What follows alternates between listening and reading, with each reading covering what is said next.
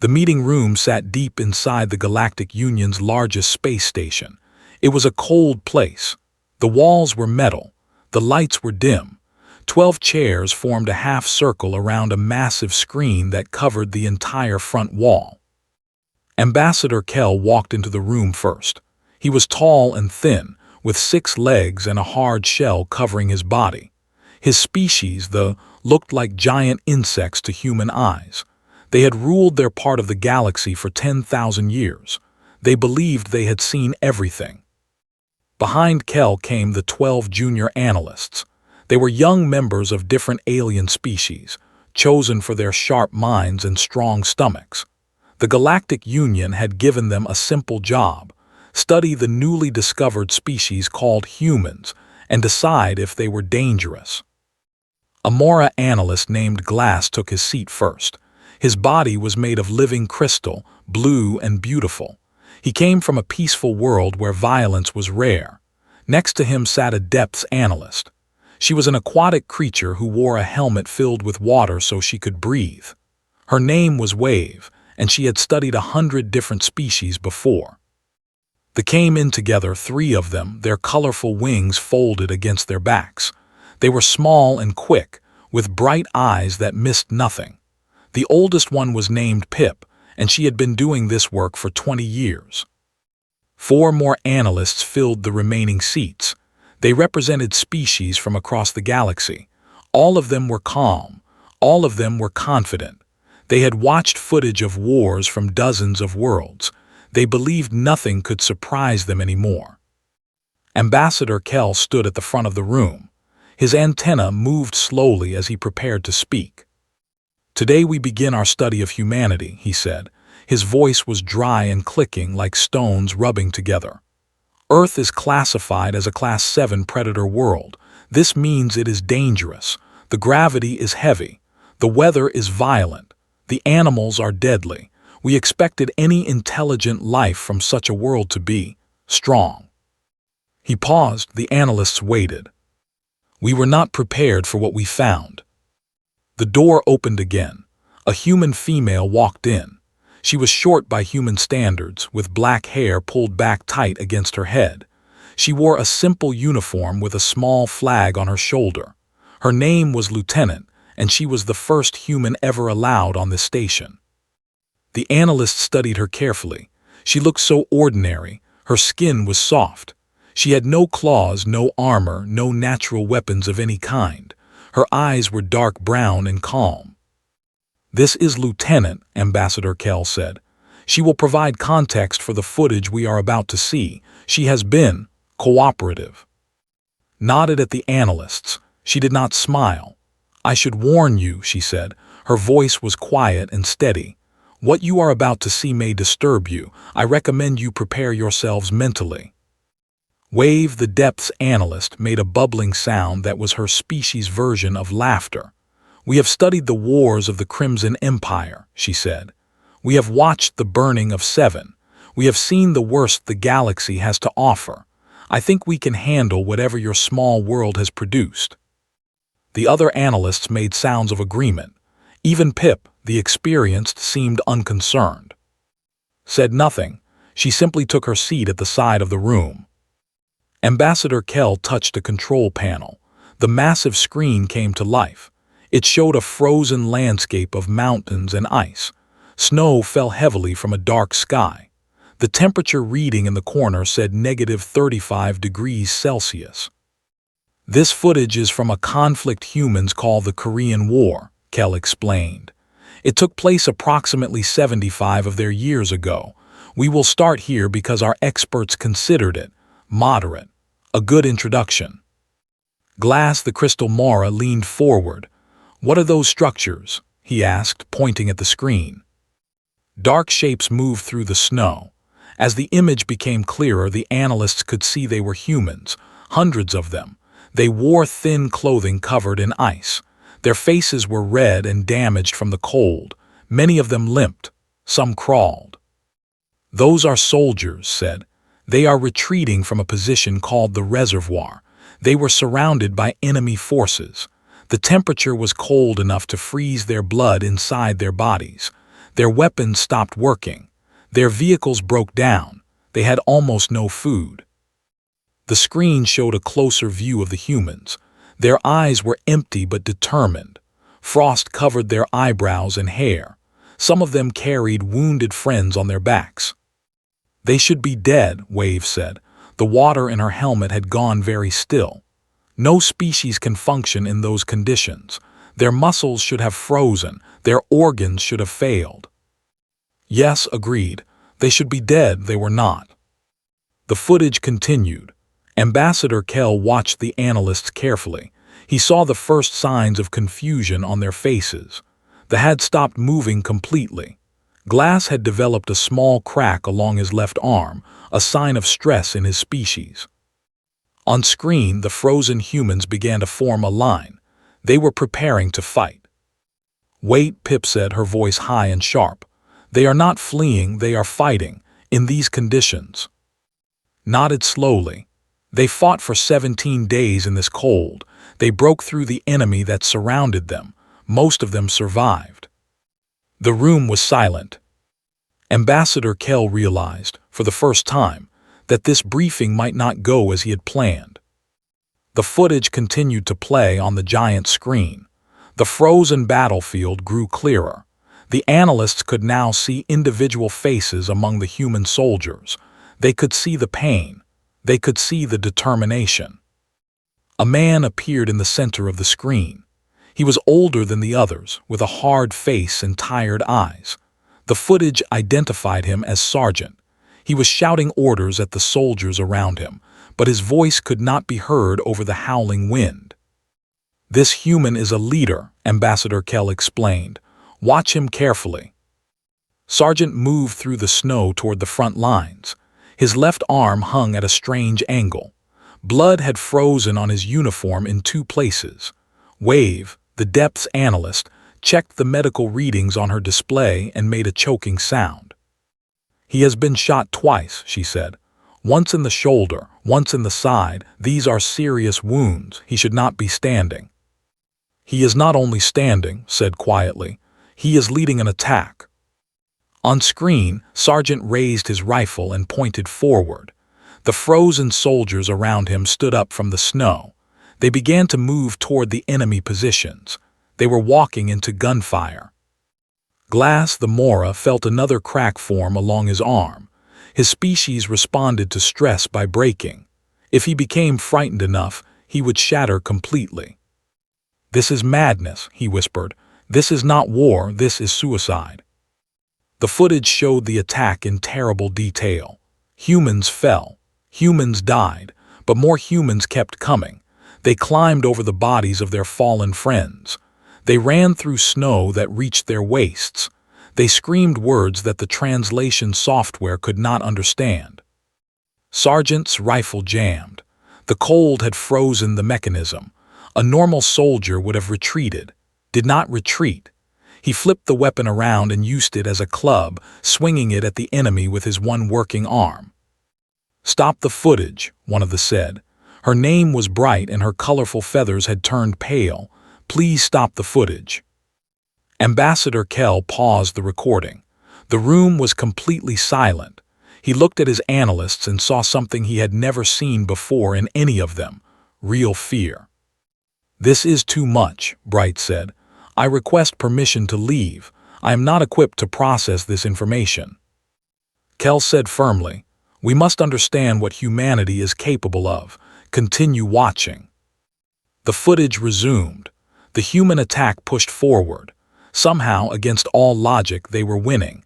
The enemy began to fall back. The frozen, starving, wounded humans were forcing them to retreat. "I do not understand," Wave said. Her water helmet was shaking badly now. "They should not be able to do this. Their bodies should have failed hours ago. What is keeping them alive?" Considered the question. "We call it willpower," she said. "When a human decides they will not die, their body often agrees. Not always, but often." "That is not how biology works," Glass protested. "It is how human biology works." The footage continued. More fighting. More death, more impossible survival. The analysts watched soldiers with frozen feet continue marching. They watched men with empty stomachs carry heavy weapons through mountains. They watched a young soldier give his last food to a wounded friend, then keep fighting. When the footage finally ended, the screen went dark. The reading said that 60% of the human forces had survived the retreat. They had marched through 17 days of hell, fought dozens of battles, and escaped destruction. Ambassador Kell turned to face his analysts. Two of them were already standing. A depths analyst named Current and one of them were moving toward the door. "Where are you going?" Kell demanded.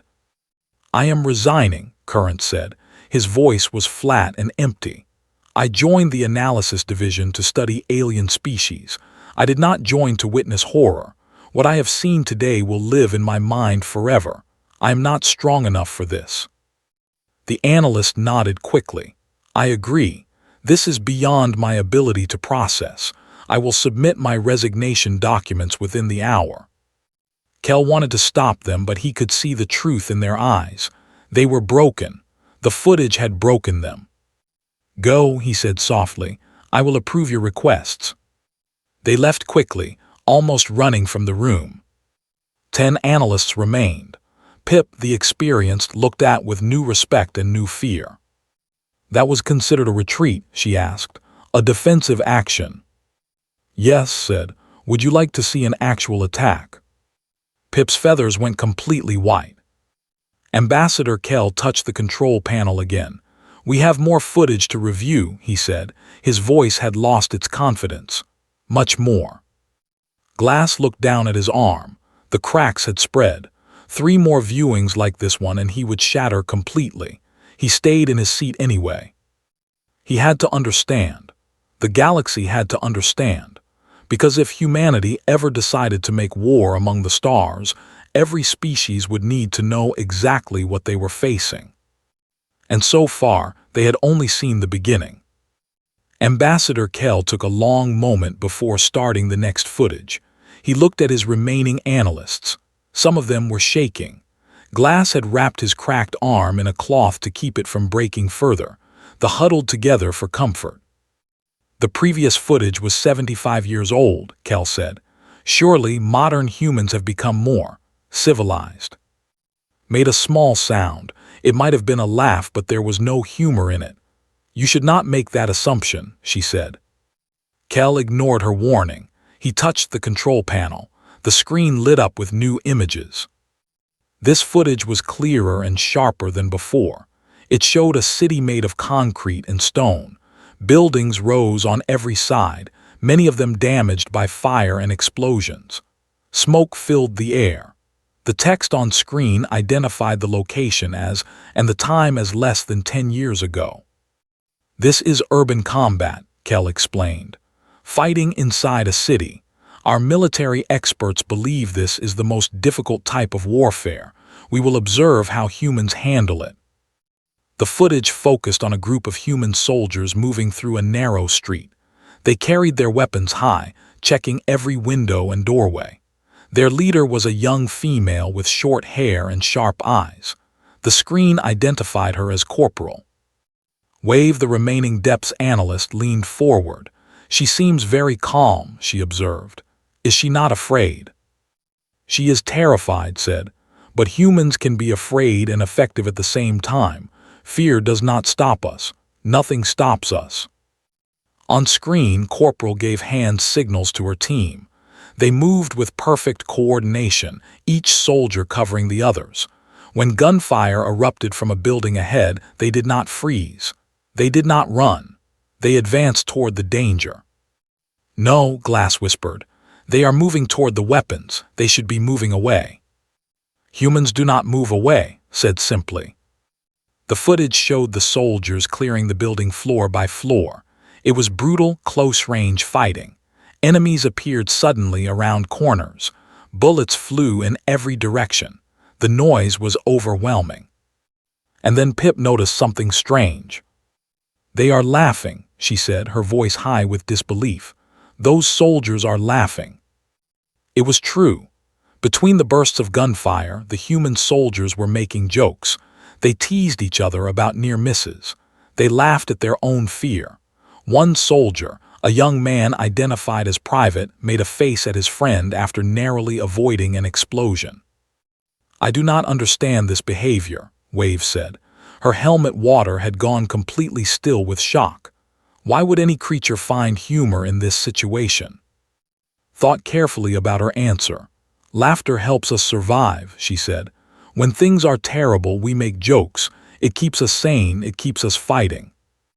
The footage continued. The soldiers secured the building and moved to the next one. More fighting, more danger, more laughter. Then the image shifted to show Private kneeling beside a pile of rubble. A small child, a civilian, was trapped underneath. The child was crying and bleeding. Bullets cracked through the air above them. Did not hesitate. He pulled out his last food ration, a small package of rice, and gave it to the child. He spoke soft words of comfort while his teammates provided cover fire. Carefully, gently, he freed the child from the rubble and carried them to safety. "He gave away his food," Glass said. His voice cracked like his arm. "In the middle of a battle, he stopped fighting to save one child." "Yes," said. "Why?" "Because the child needed help." The analysts sat in stunned silence. They had seen humans fight with impossible ferocity. Now they were seeing humans show impossible kindness. The combination was overwhelming. The footage shifted again. Now it showed a basement beneath one of the destroyed buildings. A woman in a bloody uniform was working on a wounded soldier.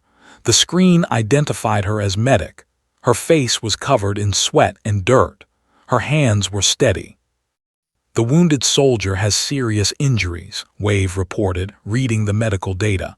"Damaged organs, severe blood loss. In a proper hospital, survival would be uncertain. In this basement with no equipment."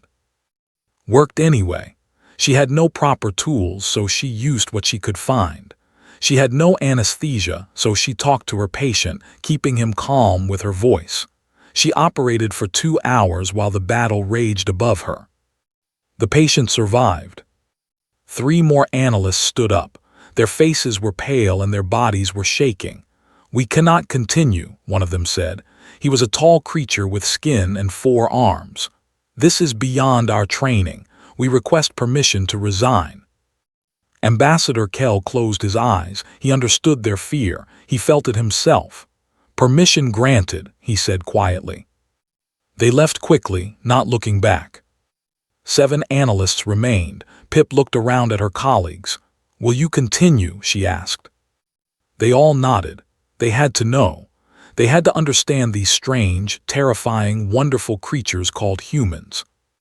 Ambassador Kell prepared the next footage. His hands were shaking. Ambassador Kell stood before the remaining 7 analysts. He looked tired. His antennae drooped low, a sign of deep exhaustion in his species, but his eyes were determined. "You have proven yourselves strong," he said. "You have earned the truth. I will now show you the full history of human warfare. Prepare yourselves." The screen came alive with images that would haunt the analysts forever.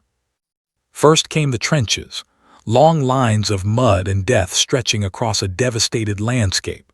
The footage was old and grainy, from what humans called the First World War. Soldiers lived in holes in the ground, surrounded by water and rats and disease. Poison gas floated through the air, burning eyes and lungs. "They lived like this for years," explained. "Not days, not weeks, years. They slept in mud, they ate in mud, they died in mud, and still they fought." Glass wrapped both arms around himself. More cracks were spreading across his crystalline body. He did not ask to leave. The footage changed. Now it showed a frozen city under siege. The text read Leningrad, and the duration of the siege was listed as 872 days, almost 2.5 years. "There was no food," said. "The humans ate their leather belts. They ate the glue from their furniture. They boiled wallpaper because it contained a tiny amount of nutrition. Children died in the streets, and still they did not surrender." Wave made a sound that might have been crying. In her species, tears were invisible, but the pain was clear in her voice. "Why?" she asked. "Why not surrender? Why choose suffering over submission?" Was quiet for a moment. "Because surrender was worse," she finally said. "To humans, death with honor is better than life without it. We would rather die standing than live on our knees." The footage continued. Dark tunnels appeared on screen. The text identified them as the Kai tunnels from a war in a place called Vietnam. Soldiers crawled through passages barely wide enough for their bodies, fighting enemies face to face in complete darkness. A man appeared on screen. The text identified him as Sergeant Minu. He moved through the tunnel with only a flashlight and a pistol, hunting enemies who could be waiting around any corner. The passage was so small that he could not turn around. He could only go forward. "He is going alone," Pip observed. Her feathers had not returned to their normal color since the first footage. Into darkness, knowing he might die. Why would any creature do this? "Because someone had to," said, "and he was the one who volunteered." The analysts were breaking. Two more resigned on the spot, walking out of the room with empty eyes. One of them, a four-armed creature named Stone, began laughing as he left. He laughed and laughed until the door closed behind him. Later, the medical team would sedate him. Only 5 analysts remained. Ambassador Kell decided they deserved to see the final piece of footage, the one that would explain everything. The screen showed a blue sky with white clouds. A military aircraft flew through the frame, sleek and fast. The pilot was a woman with calm eyes. The text identified her as Captain. "Watch carefully," Kell said. The footage was from Captain's own aircraft. Warning lights flashed on her control panel. Alarms screamed. Smoke filled her cockpit. Her aircraft had been badly damaged. It was falling. Looked out her window. Below her was a large building with a red cross on the roof. A hospital, filled with sick and injured civilians. If she ejected now, her aircraft would crash directly into it. She made a decision. Instead of ejecting to safety, grabbed her controls. She fought with the dying aircraft, pushing it away from the hospital. The ground came closer and closer. The alarms grew louder. She could have saved herself at any moment. She did not. The aircraft crashed in an empty field. Captain did not survive.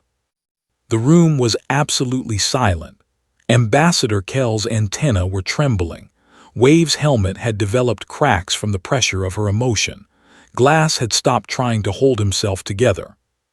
"Why?" Kell asked. His voice was barely a whisper. Why would any creature sacrifice themselves for strangers, for people they never met? Lieutenant looked at the screen, at the frozen image of Captain's final moments. When she spoke, her voice was thick with emotion. "Because that is who we are," she said. "We are not just warriors, we are protectors. We fight with everything we have, not because we love war, but because we love the people behind us. The children, the families, the hospitals. We throw ourselves into danger so that others do not have to." She turned to face the analysts directly. Her eyes were wet. "You see us as monsters," she said, "creatures of war and death. But we are also creatures of love. Everything terrible you have seen today, every horror and sacrifice, happened because humans were willing to die for something greater than themselves."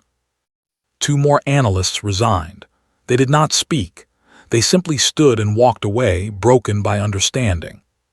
3 analysts remained: Pip, Glass, Wave, and Ambassador Kell stood with them, his view of the universe forever changed. The meeting room felt different now.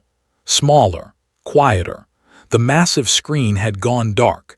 The empty chairs seemed to judge the survivors, reminding them of the colleagues who had broken and fled.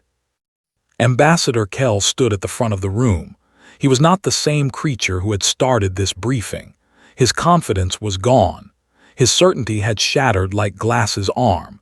He had spent 10,000 years believing his species understood the universe. He had been wrong. Only 3 analysts remained. Pip sat very still, her white feathers slowly returning to their original colors. Wave floated in her helmet, her movements slow and thoughtful. Glass held his damaged body together through pure will, refusing to shatter until his duty was complete. "I have made a decision," Ambassador Kell announced. His voice was heavy with the weight of what he had witnessed. "A decision that will change galactic policy forever." He touched the control panel. A document appeared on the screen. It was an official order carrying his authority as senior ambassador. "Humanity will be classified as species Omega Human," he read aloud. "This is the highest threat classification in our system. It has never been used before. It comes with a single directive to be distributed to all Galactic Union military forces across every star system." The text on screen was simple and clear. "Do not engage. Under any circumstances, do not engage." Wave made a soft bubbling sound. "You are telling our entire military to avoid conflict with humans, all of them." "Yes," Kell said. "I have watched humans fight in impossible conditions. I have watched them survive what should have killed them.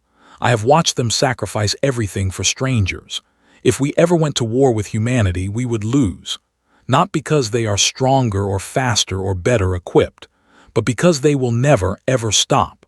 They will fight until the last human is dead, and even then, I suspect they would find a way to keep fighting." He turned to face the remaining analysts. "You three have proven your strength. You will be reassigned to non-combat research positions. You have earned peace." Glass nodded slowly, small pieces of crystal falling from his damaged arm. "Thank you, Ambassador. I will need many years to process what I have seen today." Wave dipped her head in agreement. "I thought I understood warfare. I was wrong. Humans have shown me that I knew nothing." But Pip was silent. The Small was staring at Lieutenant with an expression that was hard to read. Finally, she spoke. "I request a different assignment," she said. "I want to be stationed on Earth." Everyone turned to look at her. Ambassador Kell's antenna rose with surprise. "On Earth," he repeated. "After everything you have witnessed, you want to live among these creatures." "Yes," Pip said firmly, "because I do not fully understand them yet. I have seen what they do in war. I have seen their horror and their sacrifice, but I have also seen give his food to a child. I have seen save a life with nothing but determination. I have seen die for people she never knew. There is something more to humanity than violence. I want to understand what it is." Lieutenant smiled for the first time since the briefing began. It was a sad smile, but also a warm one. "If you come to Earth," said, "I can show you other footage, things we did not include in this briefing." "What kind of footage?" Glass asked. Thought for a moment. "After disasters, humans run toward danger to save strangers. We adopt animals that no one else wants. We build shelters for people we have never met. We donate blood to save people from different countries. We raise money for sick children we will never see." She paused, her eyes distant with memory. "Humans are not defined by our capacity for war," she continued. "We are defined by our capacity for love.